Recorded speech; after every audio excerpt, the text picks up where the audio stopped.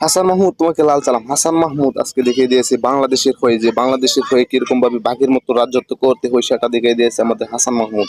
হাসান মাহমুদের বোলিং অ্যাটাকে সবকিছু, ইন্ডিয়ার ব্যাটিং অ্যাটাকে চুরমুচুর হয়ে গেছে। এন্ড বিরাট কোহলির মতো একটা উইকেট পেয়েছে হাসান মাহমুদ, রোহিত শর্মার মতো উইকেট পেয়েছে, আবার সুলমান গিলের মতো একটা উইকেট পেয়েছে। তো বুঝতে পারছেন তিন বাঘা বাঘা ব্যাটারকে হাসান মাহমুদ একাই খেয়ে দিচ্ছে আমাদের বাংলার বাঘ হাসান মাহমুদ। তো হাসান মাহমুদের জন্য আজকে আমরা গর্বিত যে আমরা প্রথম রানসের আগে আমরা 3 উইকেট ফেলে দিয়েছি। তো আমরা আরো 2টা উইকেট পেতে পারতাম যদি সাকিব ক্যাচ মিস না করতো আর সাদমান ক্যাচ মিস না করতো, তো আমরা আরো 2টা উইকেট পেতে পারতাম। তো আমরা অনেকটা মানে রেস্ট, মানে একটু আত্মবিশ্বাস নিয়ে আরো খেলতে পারতাম। তো সমস্যা নাই, 2টা ক্যাচ মিস হয়েছে। পরবর্তী সময় রানসের পরে আবার আমরা দেখিয়ে দিব যে আমাদের বাঙালির গর্জন, বাঘের গর্জন কিরকম হয়।